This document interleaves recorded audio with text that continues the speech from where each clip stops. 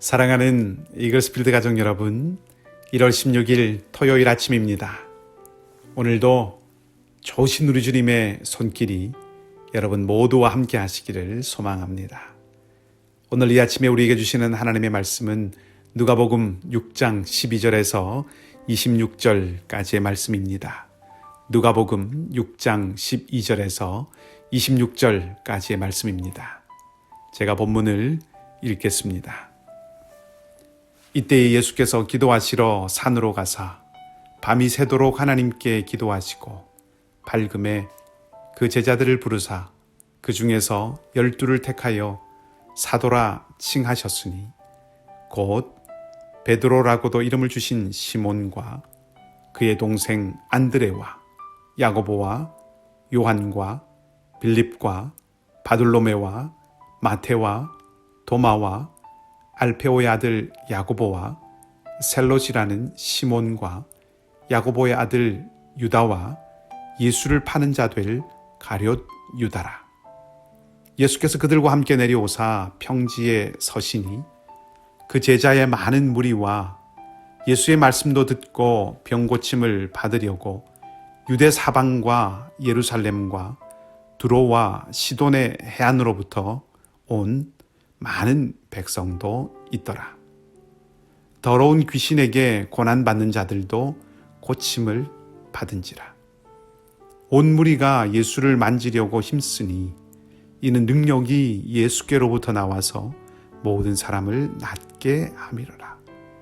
예수께서 눈을 들어 제자들을 보시고 이르시되 너희 가난한 자는 복이 있나니 하나님의 나라가 너희 것이며 지금 줄인 자는 복이 있나니 너희가 배부름을 얻을 것이며 지금 우는 자는 복이 있나니 너희가 웃을 것이며 인자로 말미암아 사람들이 너희를 미워하며 멀리하고 욕하고 너희 이름을 악하다 하여 버릴 때에는 너희에게 복이 있도다.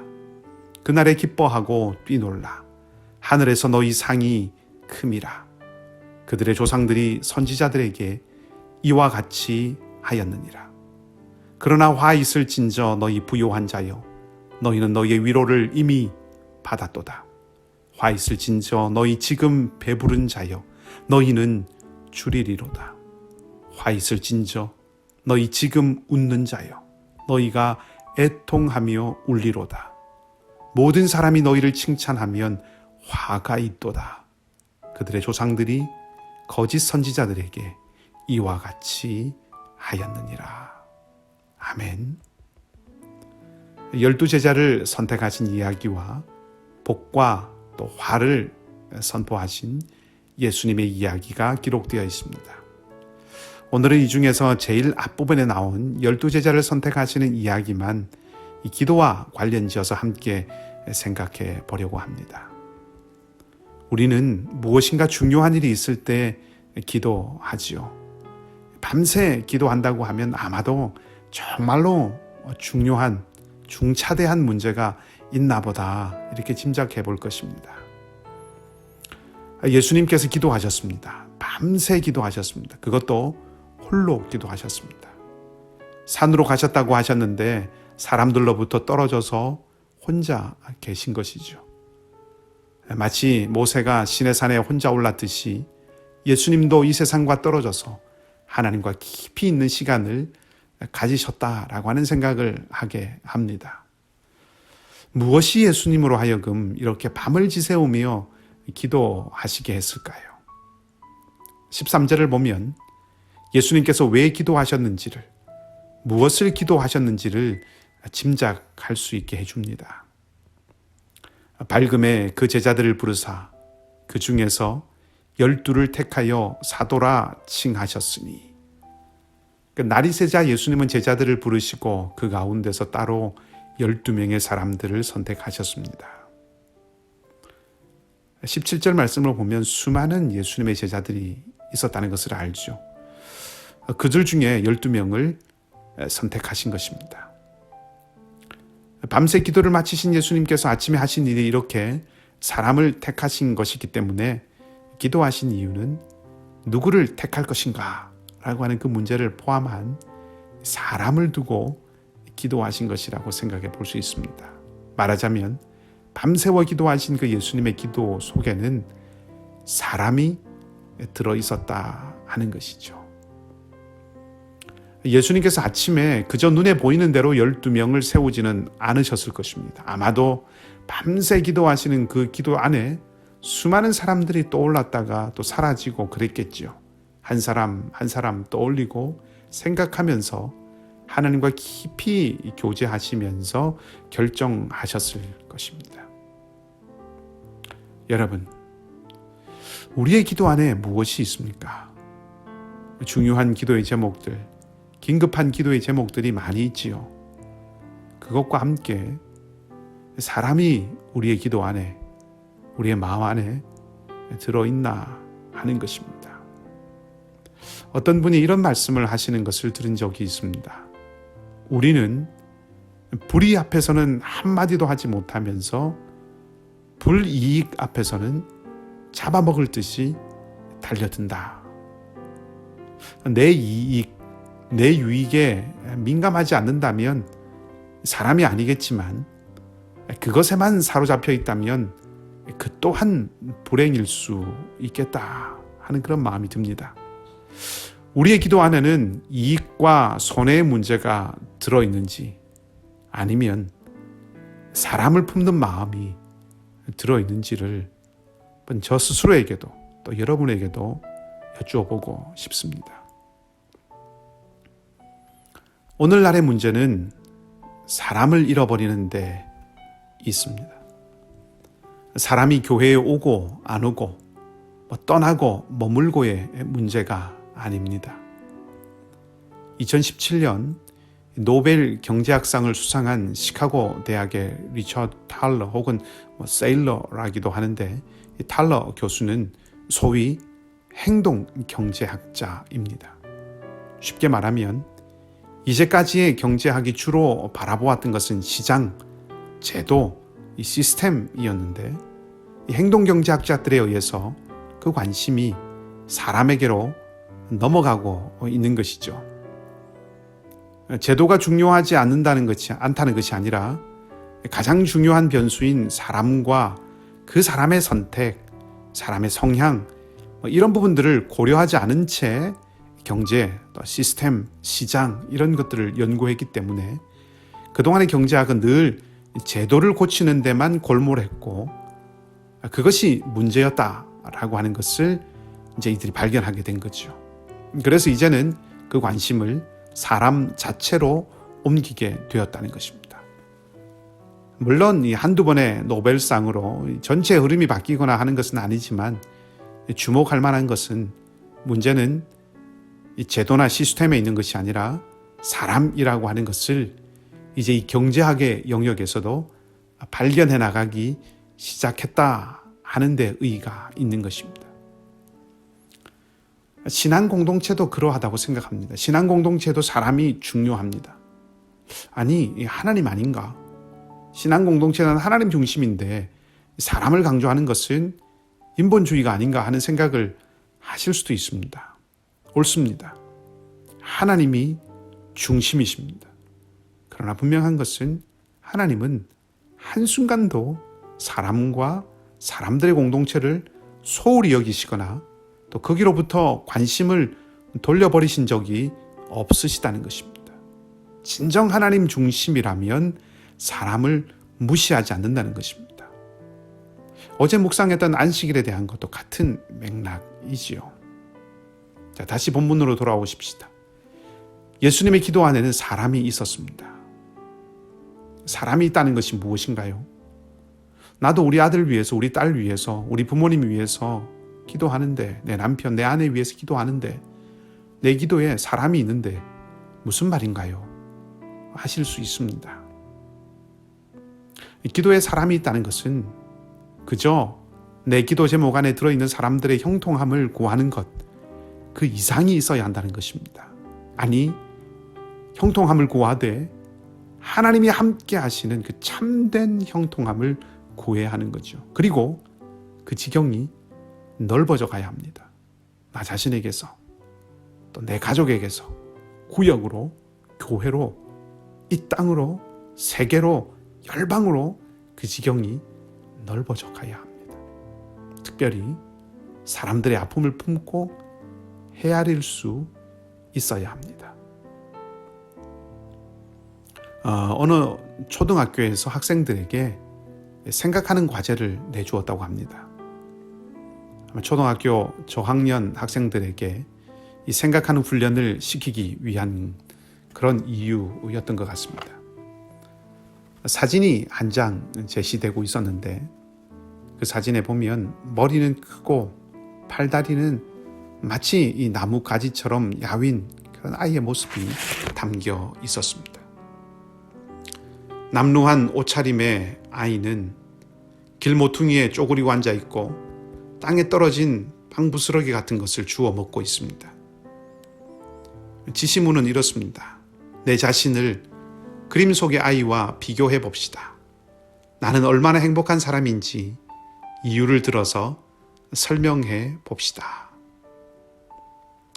선생님이 어떤 대답을 기대하고 이런 지시문을 썼을까요? 엄마 아빠의 보호를 받으며 살고 있는 너희는 저 아이보다 얼마나 나은지를 확인하고 감사해야 한다는 그런 대답을 기대하고 질문을 했을까요? 한 아이가 이런 답을 써냈습니다. 남의 아픔을 보고 내가 얼마나 행복한지 아는 것은 별로 좋지 않다고 생각한다. 같이 아픔을 해결해 주려 하고 같이 잘 먹고 잘 살아야 될 것이다. 참 놀랍고 또 깊이 생각할 만한 그런 대답이죠. 기도에 사람이 들어있다는 것은 사람에 대한 사랑, 사람에 대한 연민, 또 사람에 대해 측은히 여기는 그런 마음이 일어나는 것이라고 그렇게 말씀드릴 수 있습니다. 또 한 가지 본문에서 생각해 볼 수 있는 것이 있습니다. 예수님께서 하룻밤 기도해서 하루 저녁 기도해서 12제자를 사도로 세우지는 않으셨을 것입니다. 아마도 그 전부터 이 사람 저 사람을 염두에 두고 또 그림을 그리시면서 살피셨을 것입니다. 그리고 그 사람들을 마음에 품어 가시면서 또 기도하시면서 점점 정해 가셨겠지요. 그런데도 예수는 왜 밤을 세우셔서 기도하셨을까요? 마지막 최종 확인을 위해서? 네, 그럴 수도 있겠지만 12명의 제자의 이름을 하나하나 소리내어서 읽어보다가 저는 어쩌면 그 12명 중에 가룟 사람 유다가 있었기 때문이다. 유다가 있었기 때문이 아닐까. 그런 생각을 해보았습니다. 예수님은 아마 12명의 면면을 다 알고 계시지 않았을까요? 안드레가 어떤 성격의 사람인지, 베드로는 어디에 강하고 야고보는 무엇에 약한지 아시지 않으셨을까요? 그렇다면 이 가룟 유다를 12사도에 포함시키는 것에 대해서 아마도 깊이 생각하시고 또 어쩌면 고뇌하시고 또 고뇌하셨을 것입니다. 유다의 성품과 성향을 볼 때 앞으로 어떤 일이 일어날지 대략은 그림이 그려질 수도 있는 것이기 때문이지요. 그렇게 본다면, 만일 그렇다면 예수님의 이 밤샘 기도는 어쩌면 자기에게 큰 걸림이 되고 버거운 그 어떤 사람을 품어가시는 과정, 기도하시면서 이 유다를 마음에 품으시는 그런 시간이었는지도 모릅니다. 기도에 사람을 품는다는 것은 아픔이 되고 외면하고 싶은 사람마저도 마치 진주조개가 모래를 아픔과 함께 품어가듯이 주님처럼 그렇게 마음에 품어가는 과정이 아닐까 하는 생각 해봅니다. 그리고 어쩌면 그것이 하나님 나라를 이루어가는 길이 아닐까 하는 마음이 듭니다. 오늘 우리가 무엇을 위해 기도하려고 합니까? 문제를 해결하는 것, 성취하고 이룰 것을 마음에 품고 그것을 위해서 간절히 기도하는 것 꼭 필요합니다. 구해야 합니다. 이런 기도의 제목 위에 하나님의 능력과 은혜를 부어주시기를 구해야 합니다. 그런데 이제 한 걸음 더 나가보시지 않으시렵니까? 기도의 자리가 사람, 살려야 할 사람을 품고 사람, 아픔이 되는 사람을 품어가는 그런 자리도 한번 되게 해보십시다. 그렇게 사랑이 이기는 자리가 되게 해보십시다. 그리고 그렇게 되도록 하나님의 능력과 은혜를 구해보시지 않으시렵니까?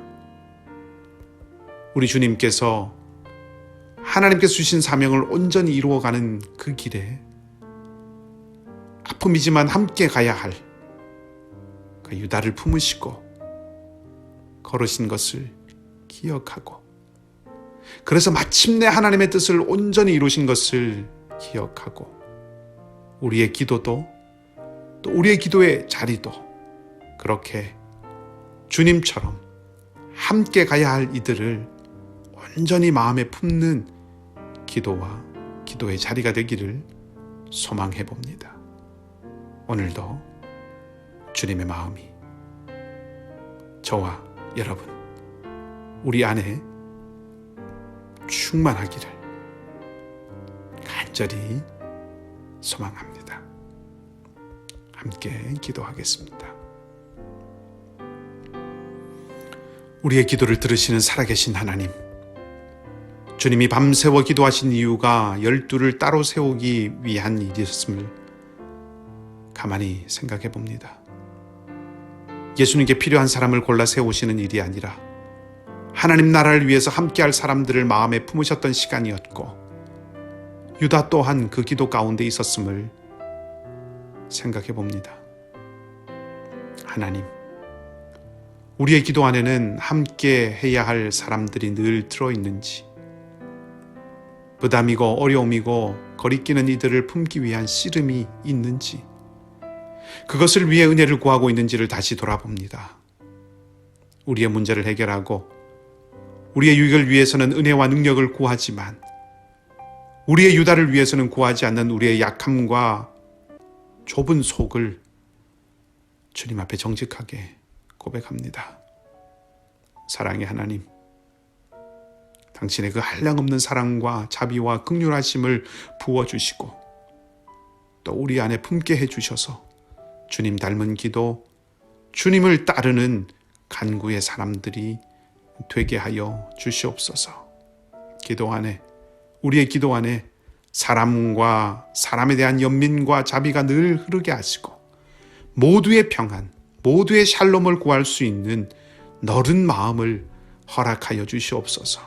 성령 하나님, 한숨 같은 기도의 제목이 있는 이들, 깊은 시름과 견고한 벽 앞에 서 있는 것 같은 우리의 형제의 자매의 자리를 찾아가셔서 친구가 되어주시고 의사가 되어주시고 어머니가 되어주시고 아버지가 되어주시옵소서. 힘을 얻게 하시고 소망을 회복시켜 주시고 믿음과 신뢰를 견고하게 세워 주시옵소서. 오늘도 온전히 저희와 동행하여 주시기를 간절히 원하며 시시때때로 말씀을 우리를 깨우쳐 주시고 기도 가운데 또한 말씀해 주시기를 간절히 바라며 좋으신 우리 주님 예수 그리스도의 이름으로 기도하옵나이다. 아멘. 각자 기도하시고 오늘도 믿음으로 승리하는 복된 날 되시기를 소망합니다.